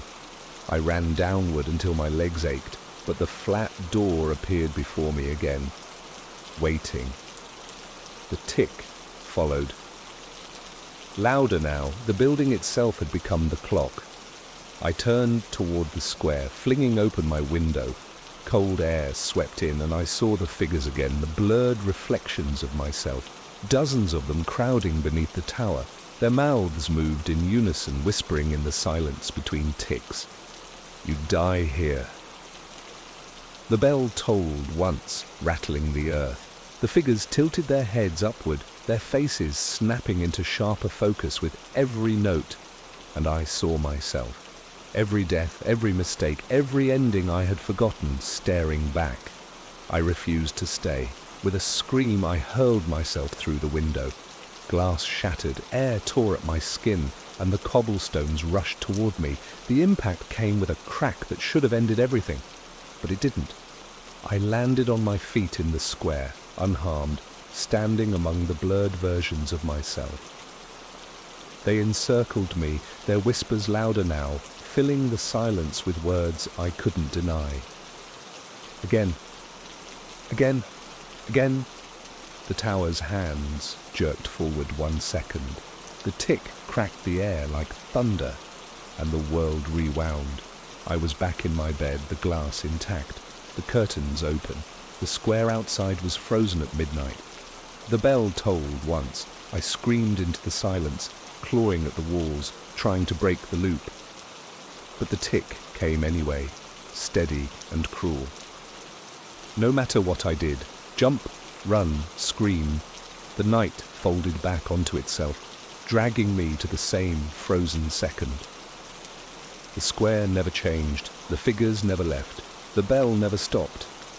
And every time the world rewound, I remembered more deaths, more failures, more versions of me crushed beneath the clock's indifference, until I realized escape was not possible.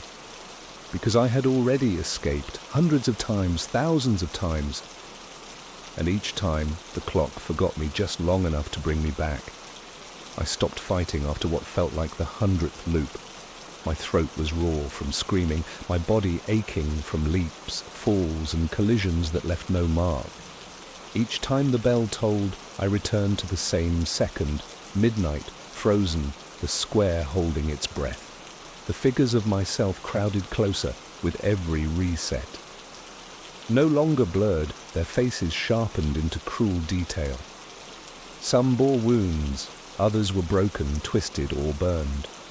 All of them stared at me with hollow eyes that knew too much. "You've always been here," they whispered. "You always will be." I tried to deny it, but the truth had been gnawing at me since the first night. Every pause between ticks wasn't just silence, it was a memory. Mine. A catalogue of every ending I had ever suffered, forgotten each time the clock began again. And now the tower wanted me to remember. The second hand twitched, the bell tolled once, the figures reached for me, dozens of hands grasping, pulling me into their circle. My skin burned where they touched, as though my own past was welding itself into me. I opened my mouth to scream, but what came out was a whisper, soft and broken, spoken in unison with all the others. "Not again." The tick followed, sealing the word into the silence, and the loop began once more. I found the file buried in an old hard drive I bought at a flea market. The seller had shrugged when I asked where it came from. "Office clearance," he said. "Could be junk, could be treasure." Mostly it was junk, half-corrupted documents, family photos eaten by static, fragments of spreadsheets no one would ever need again. But one folder caught my eye. It had no name, just a string of symbols that didn't make sense in any language I knew. Inside was a single video file. It shouldn't have played. The extension was wrong, gibberish, but when I double-clicked, the screen went black and then flickered into motion. At first, it showed nothing more than a darkened room. Grainy footage like a security camera fixed on a single wooden chair. For nearly a minute, the chair didn't move. The audio track was nothing but faint static, punctuated by irregular clicks. Then the sound shifted. Click, pause, click. A rhythm, deliberate, like fingers tapping on glass. and just as I leaned closer to the screen, the camera shifted, not panned, not zoomed, shifted like something inside the file had turned to look at me. I froze in my chair, my eyes glued to the screen. The footage was grainy, warped, but there was no mistaking it. The perspective had shifted. The camera had moved, though no hand had touched it. The static deepened, rolling through my speakers like distant thunder. Then the rhythm began again. Click, pause, click. It sounded closer this time, as though the tapping fingers weren't in the recording at all, but inside my room. I muted the volume, but the clicks continued. I pulled off my headphones, still there. I forced myself to laugh, though it came out hollow. Coincidence, I whispered. Some background noise. The video carried on. The chair remained empty, shadows crawling faintly along the wall behind it, though no light source was visible. I reached for the keyboard, intending to close the file, but the cursor wouldn't move. My mouse froze, the keyboard unresponsive. The video locked me in. The clicks grew faster, urgent now. Click, click, click. I shoved my chair back, panic rising, but just then the sound cut off. The video screen went black. For a moment, relief surged until white text flickered onto the darkness, typed out letter by letter, as though someone else had taken control of my machine. Hello. My breath caught. The cursor blinked below the word, waiting. Against my better judgment, I touched the keyboard. It responded now, keys clacking beneath trembling fingers. Who are you? I typed. The reply came instantly. You found me. I stared at the words until my screen began to flicker. For a split second, the grainy chair returned, but this time, someone sat in it. A figure. Blurry, distorted, but unmistakably human in shape. Head tilted, hands resting on its knees. I lunged for the power button, holding it until the machine cut out with a wheeze. Darkness swallowed the room, broken only by the faint glow of the router light. My heart pounded as silence settled back in. No clicks, no static. It was over, or so I told myself. Because when I lay in bed later, staring at the ceiling, I realized the silence wasn't complete. From the corner of the room came a faint sound. Click. Pause. Click. I didn't sleep that night. Every time I closed my eyes, the clicking grew louder, sharper, as though someone was tapping directly against my skull. I buried my head under the blanket, pressed the pillow over my ears, but the rhythm cut through everything. Click. Pause. Click. By dawn, my nerves were shredded. I told myself I'd imagined it, that exhaustion had fed the fear. But when I returned to my desk, the computer was already on. The monitor glowed faintly, though I knew I had shut it down. The nameless folder was open, and the video had changed. This time, the chair was occupied from the start. The figure sat motionless, its head tilted too far to the side, as though listening. The static was thicker, pulsing in waves, and beneath it, I thought I heard breath. Not mechanical noise, real, uneven breathing. I tried to pull the plug, but the cable refused to budge. My fingers slipped, the plastic warm beneath my grip as though the machine itself had a pulse. On screen, the figure raised a hand. Slowly, deliberately, it tapped the armrest. Click, pause, click. The sound matched perfectly with what I heard in the room. I stumbled back, knocking over a stack of books. The crash echoed, and for the first time, the figure moved. Its head turned toward the camera, toward me. The face was still blurred, static, eating every detail, but I felt its stare pierce through the glass. My chest tightened, breath shallow. Text appeared again, overlaid across the image. You hear me?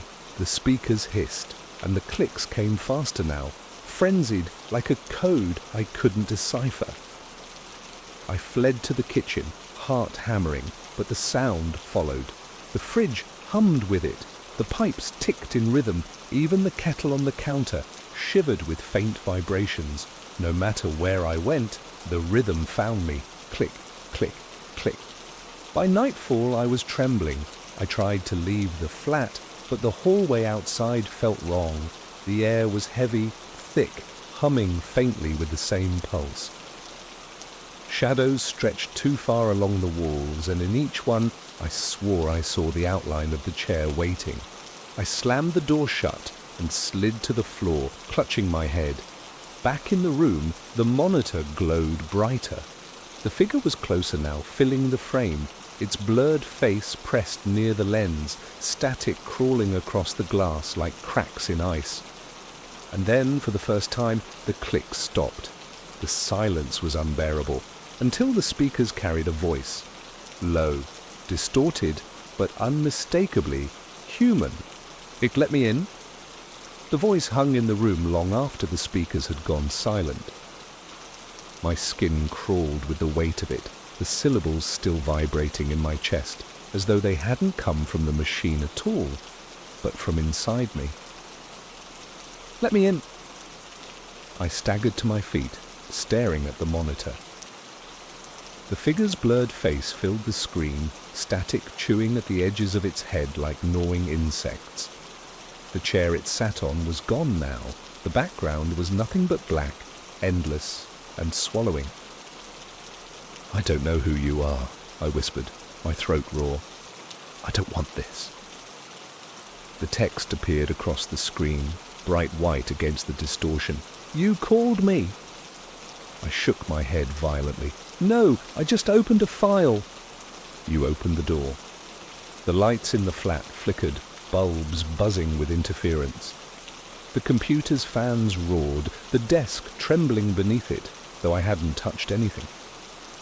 The figure raised its hand again, not tapping this time, but pressing its palm flat against the camera. Static flared outward, filling the monitor until it looked like snow. Then came another voice, not from the machine, but from behind me. "I'm already here." I spun, heart hammering. The room was empty. Shadows clung to the corners, stretching too far, twitching with each flicker of the light. I grabbed the chair and hurled it at the monitor. The screen cracked, a jagged spiderweb of broken glass, but the glow didn't fade. Instead, the cracks widened on their own. The blackness inside the monitor deepened, and the figure began to push forward. Its hand pressed through the broken glass, skinless, blurred, yet undeniably real. Fingers groped for purchase, scraping across my desk. The clicking returned, loud and furious, as though every surface in the flat echoed the sound at once. "Click, click, click, click!" I screamed and pulled the plug from the wall. Sparks spat, the machine died with a hiss, and the arm dissolved into smoke. For a long time, I stood frozen, chest heaving, staring at the dead screen. Silence returned, but it wasn't whole. The air felt crowded, as though the flat was filled with invisible breaths. I backed into the corner, clutching my phone like a weapon. My hands shook so badly I almost dropped it. I dialed emergency services, desperate for a voice that wasn't mine. But when the line connected, I didn't hear a dispatcher. I heard the clicks, and then the same voice, distorted but intimate, whispered through the speaker, "You can't hang up." I hurled the phone across the room. It struck the wall and shattered, but the voice didn't stop. From the broken pieces on the floor, faint and rhythmic, came the sound. Click, pause, click. The machine was gone. The screen was black. But whatever I had let in hadn't left. I didn't leave the corner of the room until dawn. The glow of daylight broke through the blinds, scattering the shadows into harmless shapes, and the flat felt lighter somehow, as though the night had been a fever dream. The computer was dead, the monitor black and cracked. The fragments of my phone lay silent on the floor. No clicks, no whispers, only the faint hum of the city stirring awake outside. I told myself it was over. By mid-morning, I had convinced myself. I swept the broken glass into a bin, shoved the hard drive into a drawer, and buried it beneath old clothes. Out of sight, out of mind. The more distance I put between myself and that nameless file, the more I could breathe. For the first time in days, I stepped outside. The sun was sharp but kind, warming my skin. People moved around me, alive and ordinary, buying groceries, laughing, arguing. The rhythm of normal life dulled the terror that had chewed at me all week. Hours passed. I walked until my legs ached, losing myself in the comfort of crowds. By the time I returned home, I almost felt human again. The flat was quiet when I opened the door. Blessedly, beautifully quiet. I collapsed onto the couch, exhaustion washing over me. The silence was no longer suffocating. It was a balm. I slept. When I woke, the room was dim. Evening light painted the walls gold. I stretched, yawned, and laughed softly at myself. Paranoid, I muttered. That's all. Just a bad dream. I went to the kitchen, poured water into a glass, and stood by the window, sipping slowly. The city outside was calm, headlights drifting along the road, people heading home. For a moment I believed it. I believed I was free. And then I set the glass on the counter. Click! The sound was so faint I thought I'd imagined it. Just glass against stone, nothing more. But when I lifted the cup again, my hand trembled. Click! This time from behind me. I turned, but the flat was empty. I told myself it was nothing. Settling wood, old pipes, trick of nerves. I forced a smile, poured the water out, and went back to the couch. Silence again. Real silence. I let my eyes drift shut, body sinking into cushions. The tension began to fade, and then from the dead computer across the room came a voice. Soft, calm, certain. Thank you for letting me stay. The words froze me in place. Thank you for letting me stay. They didn't come from the speakers. The computer was lifeless, a cracked husk, but from the machine itself, vibrating through the metal frame like a throat forcing out sound. I rose slowly, every nerve screaming to run. You're not real, I whispered, though even as I said it, I felt the lie burn my tongue. The computer fan whirred, slowly, then faster, rattling like a breath drawn too deep. The monitor, shattered and dark, flickered faintly. A jagged line of white split the black, stretching wider until it resembled a mouth. The voice returned, clearer now. You opened me. You kept me. My legs finally obeyed. I ran for the door, fumbling at the lock with shaking hands. Behind me, the clicks surged again, not in rhythm this time, but a frenzy. 1,000 fingers tapping in panic and joy. Click, click, click, click, click. The door opened onto the hallway, but it wasn't my hallway. The space stretched wrong, the walls bending inward like a funhouse mirror. Every door stood open, and from each room came the sound of typing, relentless, mechanical. I slammed the door shut and spun back toward the window. The glass reflected my own face, pale and terrified, until it shifted. For a heartbeat, another face stared back, blurred, watching, smiling. I hurled a chair through the glass and climbed out onto the fire escape. The night air hit me like cold water. I scrambled down the iron steps, lungs burning, desperate for the street. But the clicking followed. Not behind me now, inside me. Each heartbeat was a tap.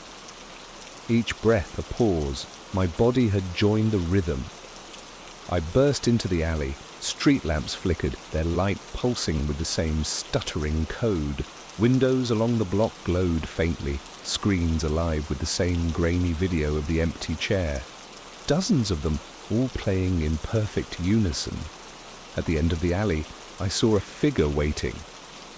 It was the same as in the recording, blurred, indistinct, its head tilted in that unnatural angle of listening. But this time, it wasn't behind glass. It stood in the streetlight, tapping its fingers slowly against its leg. Click, pause, click. I stumbled back, searching for another way out, but the alley twisted wrong, folding in on itself until both ends led back to the same figure. It raised its hand toward me, palm open, as though asking for mine. The voice came from everywhere. walls, pavement, air inside my skull. Let me in, completely. I dropped to my knees, clutching my head, screaming into the rhythm that pulsed through my bones. But the more I resisted, the stronger it became. My thoughts fractured, words breaking into taps. My fingers twitched uncontrollably, drumming the same pattern against the ground. I realized then that escape wasn't possible. The file hadn't been a doorway, it had been a seed, and I had let it grow. The figure stepped closer, its face began to clear, not blurred anymore, but mine. It smiled. "You are the chair now." The world shuddered, the alley collapsing into static, and everything went black. When I woke, I was staring at a screen, grainy, black and white, the edges warped by static. A chair sat in the center of the frame, plain, wooden, familiar. I tried to move, but my body wouldn't respond. My arms, my legs, even my breath felt held in suspension, as though I'd been folded into the signal itself.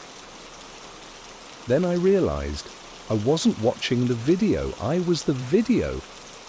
Somewhere beyond the grain, I saw a faint glow, the light of another monitor, another room. A person leaned close, their face blurred by the distortion, peering at me through the glass. Their hand reached toward the keyboard, curious, just as mine once had. The clicks began again, click, pause, click. But this time it wasn't the figure tapping, it was me. My own fingers moved against my will, drumming the rhythm on the chair's armrest. The text appeared across the screen, typing itself out in stark white. "Hello." The person on the other side froze, staring. And though my mouth never opened, I felt the words leave me, carried through the static like a breath. "You found me." The screen flickered, waiting for their reply.